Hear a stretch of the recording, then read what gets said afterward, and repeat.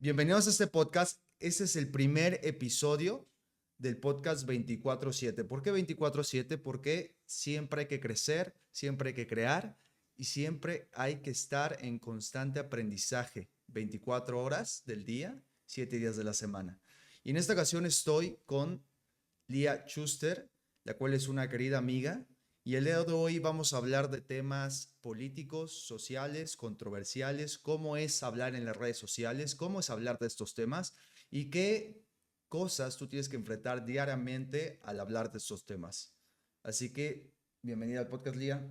Muchas gracias por la invitación y por el espacio. Y pues como bien dijiste, somos amigos de hace mucho tiempo, pero me encanta que podamos compartir este tipo de experiencias juntos. Pues el día de hoy yo quisiera que tú te presentaras a la audiencia primero, describiéndote con 3 palabras. Ok, bueno, yo creo que las tres palabras que mejor me describen como persona son determinada, em, empoderada y empática. Muy bien. ¿De dónde viene tu gusto por hablar de temas políticos sociales?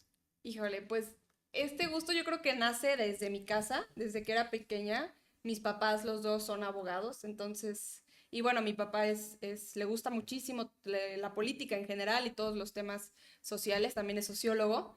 Entonces, en mi casa siempre se hablaron de estos temas, era como un del día a día. Y le fui agarrando el gusto y el amor por ese tipo de cosas, ¿no? Lo que pasaba a mi alrededor y en el mundo, en México y en el mundo, fue lo que hizo que me empezara a interesar más. ¿Desde niña escuchabas estos temas? Sí, siempre, o sea, eran temas que en mi casa se hablaban en el desayuno, en la comida, en la cena y a cualquier hora del día. ¿Y en qué momento tú decidiste comenzar a hablar de esos temas en las redes? Porque una cosa es Ah, escucharlas claro. y otra cosa es decidir iniciar en esto. Uf, pues yo creo que debe tener 2 años o menos. Yo estudié derecho porque me gustaba la política, en realidad yo quería estudiar ciencias políticas, pero mi papá me decía que pues que iba a ser complicado, ¿no? Porque era una carrera como más específica, y Ujú. entonces por eso decido estudiar derecho, que amo mi carrera. Inicio dedicándome a litigar. Yo vivía en Ciudad de México y allá litigaba en despachos, llevaba civil, familiar, bueno, de todo, ¿no? Pero siempre tuve como esta semillita de que lo que a mí me encantaba era la política. Yo regreso a vivir aquí a Jalapa y entro a trabajar a la administración pública, donde empiezo a ver realmente cómo se desenvuelve la política en el sector de la administración, ¿no? Directamente en los ayuntamientos, en el gobierno del estado, etcétera.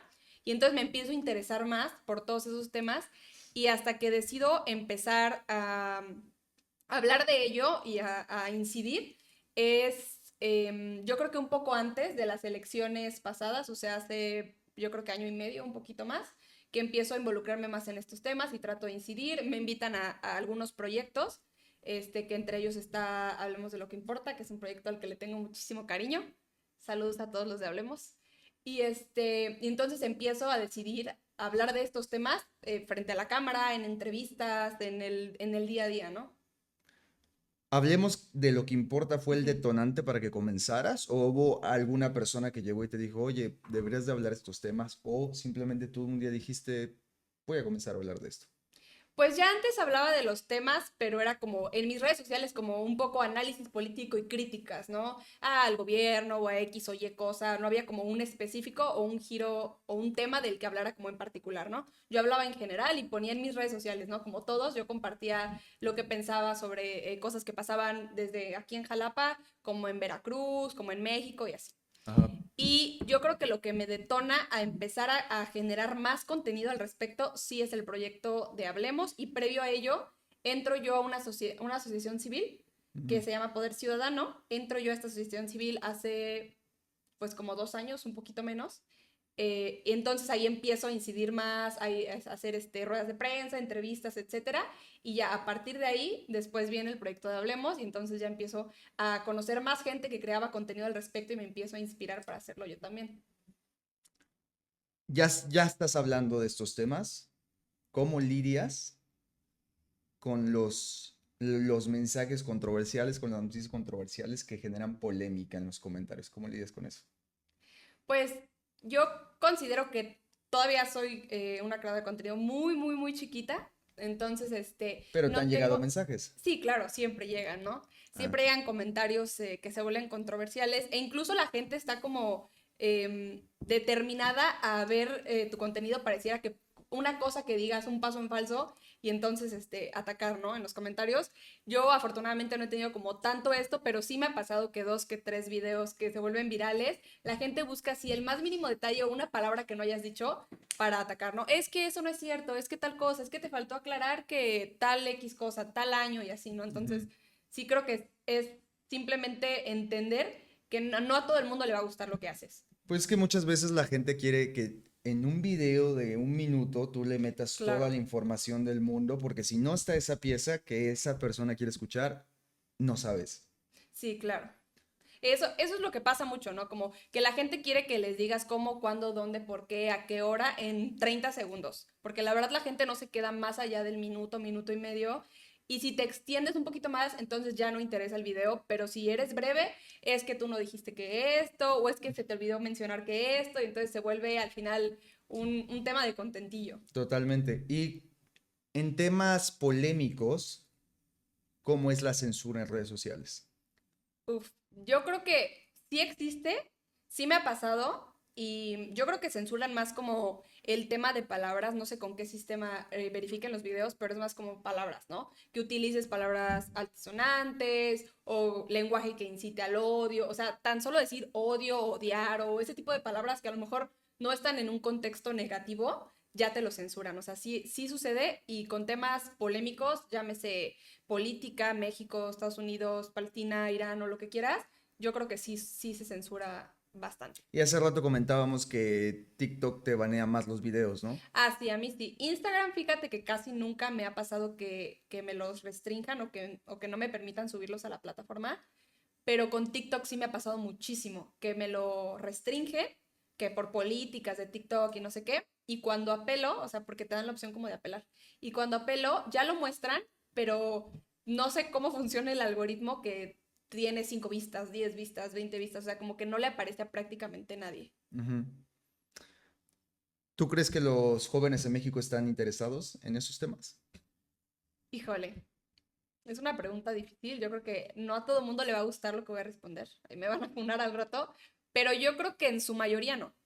Yo creo que en su mayoría están involucrados en el día a día de su vida, de su propia situación personal, y pocos son, sí hay bastantes que se interesan, pero yo creo que es un porcentaje muy mínimo comparado con la población a la que le vale un cacahuate.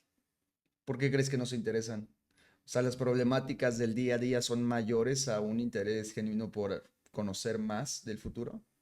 Yo creo, yo personalmente creo que la razón por la que la gente joven no se interesa en estos temas es porque tal vez hay cosas que no entienden, ¿no? O sea, siento que los adultos, bueno, nosotros somos adultos, pero más adultos, Adultos más los grandes. adultos grandes, usualmente cuando hablan de temas polémicos, políticos, de derechos, sociales y todo, usan un lenguaje muy, complicado y palabras muy rimbombantes, ¿no? Obviamente para hacerlo ver más profesional tal vez, pero creo que al sector juvenil eso es lo que deja de interesar porque tal vez no entienden muy bien de qué hablan o bajo qué contexto, entonces pues pierden interés, ¿no? A nadie le va a interesar algo que no Porque entiende. también son temas que no se hablan en la escuela.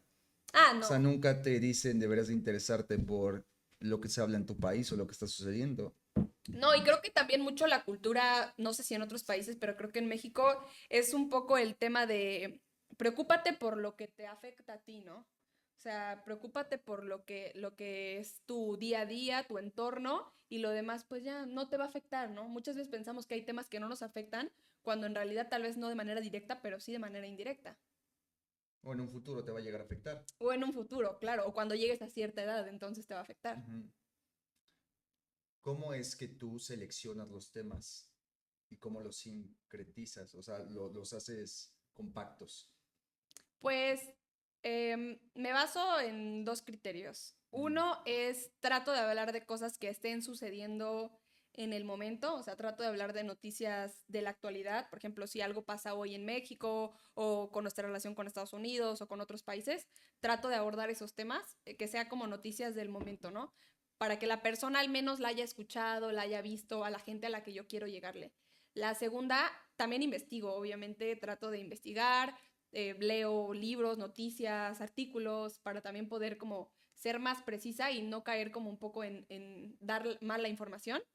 Y trato de hablar un lenguaje un poco más común, ¿no? No usar palabras así como muy latinajes, diría mi papá, y trato de ser concreta. ¿Tú crees que es complicado hablar de esos temas siendo mujer en México? Sí, claro, muy complicado. Siendo mujer y siendo joven, o sea, son dos factores que siento que de alguna manera nos vulneran, pero pues no es imposible. ¿A qué situación estás enfrentado? La más común y que creo que es una de las que más me choca es que cuando se refieren a mí, se refieren como muchacha, jovencita, niña. No tiene de malo, al final son adjetivos que pues sí me describen porque sí soy joven y sí soy mujer, pero nunca te van a decir licenciada o maestra, o te van a hablar con ese, o abogada, ¿no? Con ese tipo de respeto que a los hombres usualmente sí, ¿no? Incluso en el ambiente laboral me pasaba mucho, en la administración pública, que me decían niña, muchacha, siendo yo titular de un área. Entonces, no es que me hagan más ni menos, pero a los hombres sí les decían licenciado, maestro. O sea, como que siento que de cierta manera es un poco el vernos como somos jóvenes y como somos mujeres, como que un poco más X. ¿Cuál es el objetivo que tú quieres alcanzar hablando de estos temas? Pues primero, hacer que más gente conozca y entienda cómo funciona la política en México y qué temas debemos de interesarnos. Segundo, que justamente se interesen más en esos temas, que se involucren. Y tercero, si puedo incidir en el que en alguna persona haga algún cambio positivo en su entorno directo o indirecto, cercano o lejano, pues eso para mí estaría increíble. Muy bien, ahora vamos a entrar a temas que pueden ser de interés Ok, para muchas personas. Muchas personas, como tú lo mencionabas, no saben temas que son muy básicos ok, y que sin eso no pueden entender más allá, ¿no? claro. Entonces hoy vamos a hablar de esos temas, como por ejemplo, el primero sería, ¿qué es ser de izquierda? ¿Qué es ser de derecha? Ok. Bueno, es un tema, Porque muchas veces lo escuchamos en los periódicos, ¿no? claro. Tal político es de izquierda, tal es de derecha, pero si tú eres joven y vas entrando en este mundo, te quedas, ¿y qué? ¿Escribe con la mano derecha o qué? Pues fíjate que justo lo que dices es, son temas que parecieran sencillos, pero por ejemplo, a mí un ingeniero viene y me habla de temas de su área y yo no le voy a entender nada. Y para él a lo mejor son temas muy fáciles, ¿no? Ajá, Entonces, yo creo que la manera más sencilla, voy a tratar de ser muy concreta y hablarlo de manera muy fácil, ¿no? La manera más sencilla de explicarlo es, las ideologías políticas, el tema de decir izquierda y derecha, nace en la Revolución Francesa, con la Revolución Francesa. Se sentaban a la izquierda las personas que estaban en contra de la monarquía y que buscaban un cambio. Y a la derecha se sentaban los que estaban a favor de la monarquía, que ahora se les llama que son conservadores, ¿no? Entonces, ujú, la izquierda y la derecha nace de ahí y entonces va tomando un giro a que se les llama de izquierda a las personas que tienen una ideología política más liberal y a las de derecha un poco más conservadora, ¿no? vale, muy bien. ¿Y en México existe eso? Qué bueno que lo preguntas. Yo personalmente creo que ya no existe hoy en día, al menos en México, ningún partido, ninguno, que sea o de izquierda o de derecha. Yo creo que sí tienen algunos factores que los determinan un poco más orientados a la izquierda y otros un poco más a la derecha y otros al centro, ¿no? Que el centro es una mezcla de ambas ideologías políticas, ¿no? O sea, por ejemplo, la derecha tiene valores un poco más tradicionales, hay menos intervención del Estado, pues obviamente están a favor de la iniciativa privada, del ser como individuo, y la Ujú. izquierda es un poco más como sociedad, ¿no? De ahí nace pues el socialismo, etcétera.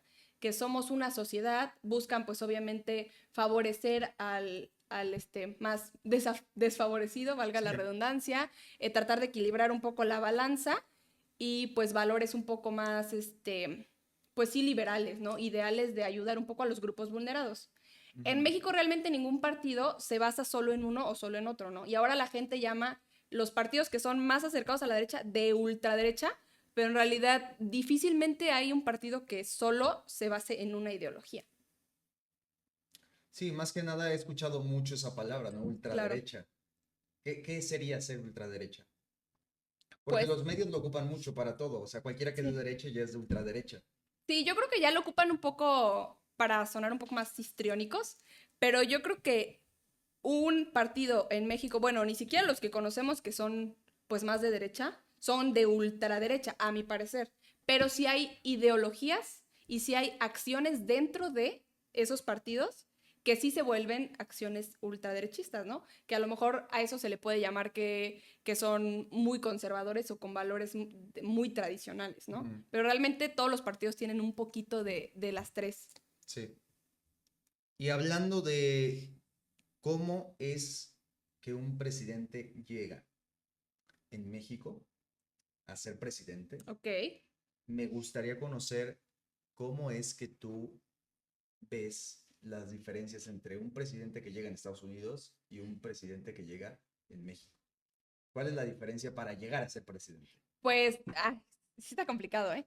En México, pues el procedimiento electoral es sencillo. Tú votas por el que creas que es la mejor opción y el que tenga más votos gana.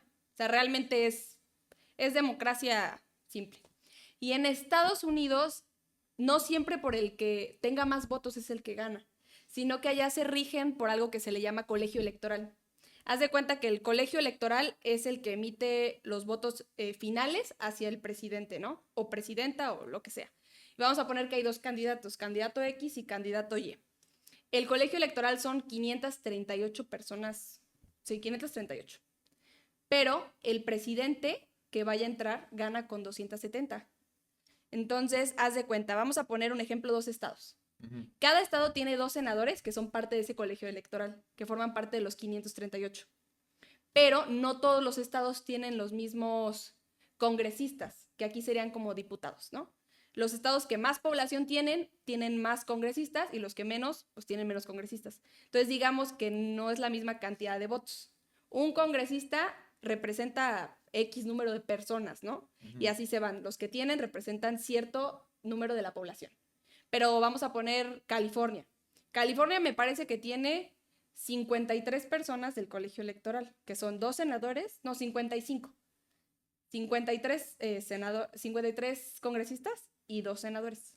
Mm. Y Wyoming, sí, Wyoming, que es uno de los estados más pequeños de Estados Unidos, tiene nada más tres. O sea, tiene dos congresistas, dos senadores y un congresista, me parece. Entonces, creo que el tema ahí es que no todos los votos, a mi parecer, valen por igual. Porque entre Todo se más resume tienen, entre qué estados ganas. sí, y también están los estados columpio, ¿no? Porque en realidad allá existe lo mismo que aquí, que es el voto duro. Hay Mm. estados que ya saben que son republicanos o que ya saben que son demócratas, ¿no? Que ya Ya. saben que de cajón van a ganar esa zona. Ujú. Porque aparte ya es todo o nada. O Ujú. sea, ya aunque tú tengas 500 votos y él tenga 300 y cacho, si tú tienes más, aunque sea uno, tú te llevas todo el estado. Mm. Entonces ya se pinta, por decirlo así, se pinta de tu color. Ya. Entonces se vuelve más complicado. Y los estados columpio son los que determinan quién queda. Entonces no es por que sea el más popular, sino el que haya ganado en los lugares estratégicos. Mm. Hablando de México, todos sabemos que el presidente llega a ser presidente porque la gente lo vota. Pero, ¿cómo los partidos seleccionan a esas personas que van a ser candidatos a la presidencia? Hablando en papel, porque sabemos que fuera Mm, del papel hay muchos factores que influyen, pero en papel, en reglas, ¿cómo funciona? Pues, si no me equivoco, y si me equivoco, corríjanme, yo creo que en sí no hay una manera de escoger, simplemente lo que dice, lo que marca la Constitución, ¿no?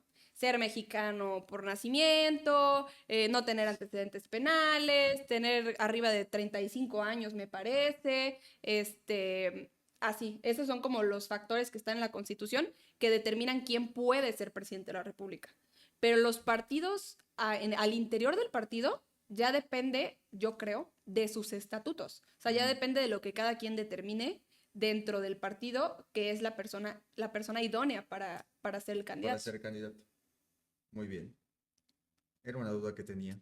Sí, es complicado, la verdad. Pero pues ahí sí depende de ellos. ¿Cómo funciona? los poderes en México? Los tres poderes Los que tres tenemos. poderes. Bueno, esta pregunta sí está, podría ser extensa, pero la voy a sintetizar. Ajá. Los tres poderes que son ejecutivo, legislativo y judicial son el ejecutivo es pues el que ejecuta las leyes, ¿no? El que se encarga de prácticamente todo, que es el presidente, y en los estados, pues los gobernadores. De ahí viene el legislativo, que es el Congreso de la Unión o pues, el Congreso del Estado, ¿no? Depende. Que este es de los diputados y los senadores, ¿no? En México tenemos 500 diputados y 128 senadores que se eligen de una manera distinta. Y ellos se encargan de analizar, crear o modificar las leyes, entre pues, muchas otras cosas que hace el Congreso. Y el judicial es el que se encarga de juzgar si se están haciendo, si se están respetando o no las leyes en México. Muy bien. ¿Cuál es la diferencia entre un diputado y un senador? ¿Qué hace que ¿Qué hace exista cada una quien? diferencia? Sí, ¿qué hace cada quien?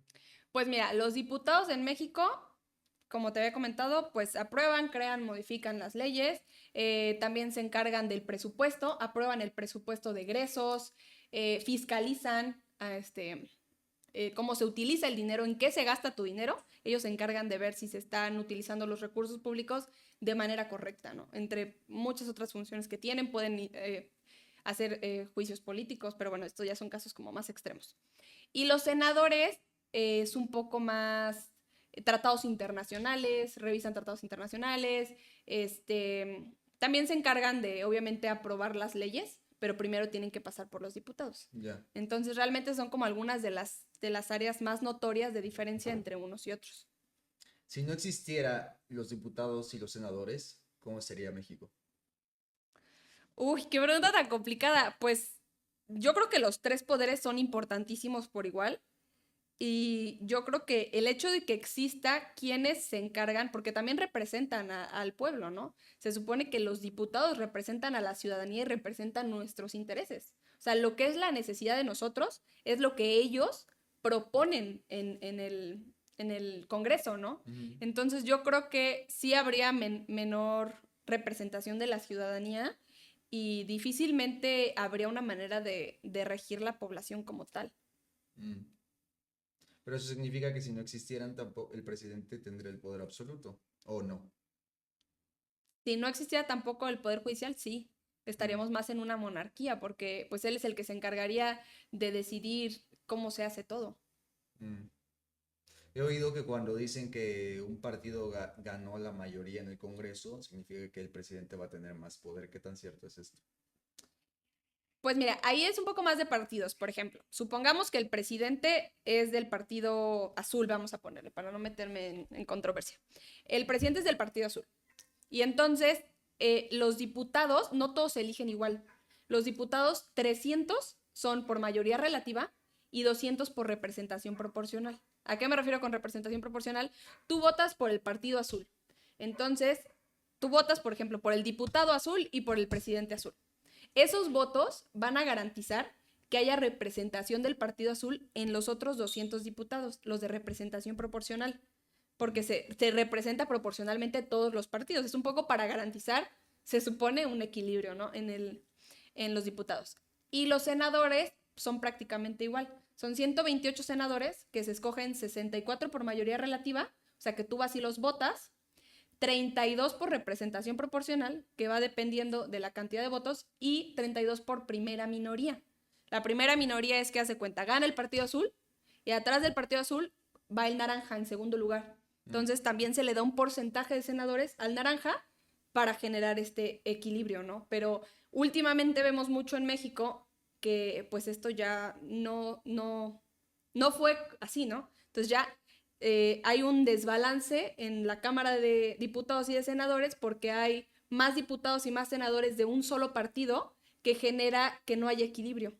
Entonces, si el presidente es de ese partido y votan X reforma, pues obviamente van a poder aprobarla, aunque no sea la mejor opción para México o para el pueblo, van a poder aprobarla porque no hay manera de que alguien Diga se lo algo. impida, ¿no? Sí, si 300 dicen que sí, pero uno dice que no, gana Sí, la ya, mayoría. gana la mayoría. Es bueno saber esto. Sí, es complicado también. Para finalizar, ¿qué criterio tiene que tener, o a tu consideración personal, qué criterio tiene que tener una persona para tú votar por ella?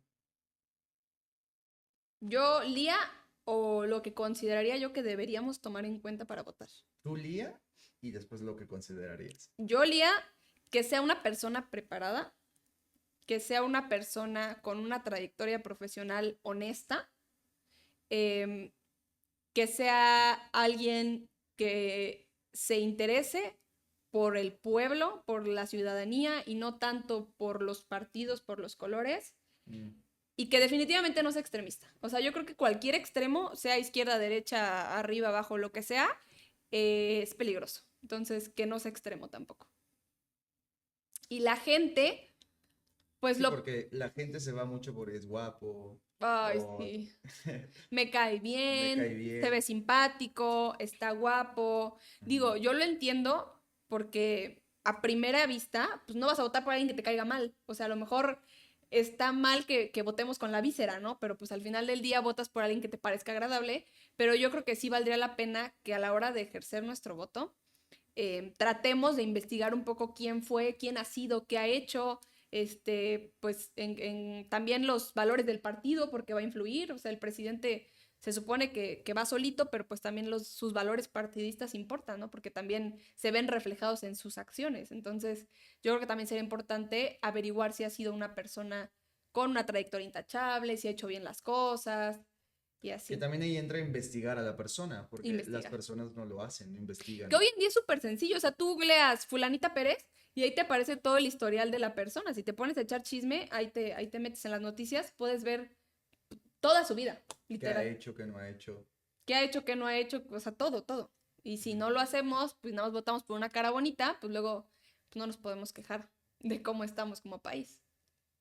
¿Cuál es, hablando de esto de investigar a las personas, cómo tú podrías darle un consejo a las personas de saber cuando una noticia es real o no? Porque en internet podemos encontrar de De todo, ¿no? todo, no caigan en De- fake news, por favor, no lo hagan. y mucha gente, las cadenas en WhatsApp o en lo que era Twitter, ¿no? En X, mucha gente se cree todo y comparte eso. Sí, no, Entonces, la ¿cómo puedes abuelita. identificar eso? ¿Cómo lo puedes comprobar? ¿O cómo tú lo compruebas cuando estás investigando? Pues yo los tips que les daría es, primero, revisen la fecha de la noticia, porque a veces lo que hacen los medios de comunicación es que reciclan una noticia de hace tiempo que ya a lo mejor no tiene ya ni ninguna validez y la vuelven a poner y entonces tú te metes a ver, no checas ni la fecha y estás cayendo en noticias falsas, ¿no? Segundo, que sean medios pues certeros, medios serios, ¿no? O sea, no cheques ahí del Rincón del Vago, por ejemplo, ¿no? Cuando estudiabas, cuando eras niño, así, igual. Ya ni me Trata, acordaba de eso. trata de buscar medios que sean certeros, ¿no? BBC, en México a lo mejor un poco Reforma o New York Times, que son medios digitales y pues periodísticos que sí tratan de ser completamente imparciales, ¿no? Tratan. Y también un poco investigar más. Si es el único medio que lo publicó, algo está raro. Trata de buscar así la noticia en internet y te tienen que salir varios medios que lo hayan hablado, ¿no? Y no te vayas nada más con lo que veas en TikTok o con lo que veas en Facebook. Sí. Búscalo en internet, por favor, búsquelo en los periódicos, en los medios, porque luego es que lo vi en TikTok. Pues qué veracidad tiene TikTok. O sea, yo ahorita me puedo meter y poner que los rinocerontes son verdes y si la gente lo empieza a compartir, pues entonces se va a difundir esa noticia, ¿no? Hablando de la imparcialidad, ¿tú consideras que hay medios imparciales? Uf, está O complicado. medios... Pues es que se habla mucho de que los medios de comunicación son amarillistas, pero también un poco a veces es parte de su chamba, ¿no? Ser histriónicos para que te interese la noticia y la leas, ¿no? Así como pasa en TikTok, que te echan un titulazo que dices, "¡Ah! ¿Qué pasó?" Y ya después resulta que es otra cosa. Pues lo mismo pasa en los medios de comunicación. Yo creo que hay muy pocos medios de comunicación que son imparciales, pero la diferencia es que un medio de comunicación serio va a tratar de presentarte la noticia con hechos. Así no te parezca imparcial, porque a veces tampoco nos gusta lo que dicen, porque es una verdad que que nos incomoda o que no va con lo que nosotros pensamos, ¿no? Entonces también, estás mintiendo. No es que estén mintiendo, es que en realidad lo están haciendo con hechos, ¿no? Eso es importante. Si es amarillista, no es amarillista, si es imparcial, eso pues no importa. Lo importante es que hablen con hechos de lo que están diciendo, ¿no? Porque luego hablan de temas que ni al caso y pues ahí sí, no. También entiendo que si ellos no fueran así, no venderían. La gente no se metería a los links, ¿no? Por ejemplo, veo luego muchas noticias que comparten, que te metes a la nota y ves, ni siquiera hablaba de esto el título, ¿no? Sí, muy O el alarmante. título estaba demasiado alarmante y, no sé, viruela de monos se extiende por toda África y te metes y nada más fue una ciudad, ¿no? O Sí, sí, sea, sí, sí. Sí, también ya han caído un poco en eso para que la gente se interese en leer las cosas. oh, y lo peor es que la gente ni siquiera se mete a la nota, solo comparte la Por el nota, título por que el ven. título que ven. Sí, ya te metes y, oye, esto ni al caso con lo que pusiste. Sí, pero yo creo que lo más importante es que hablen con hechos. O sea, que tú verifiques que la noticia que están diciendo es certera, que tienen pruebas de lo que están diciendo, que es un tema, que es de relevancia también. Y pues si no tiene ninguno de esos factores, entonces probablemente no sea, ¿cierto? Muy bien, Lía, pues gracias por estar en este espacio. Gracias por la información valiosa que nos compartes.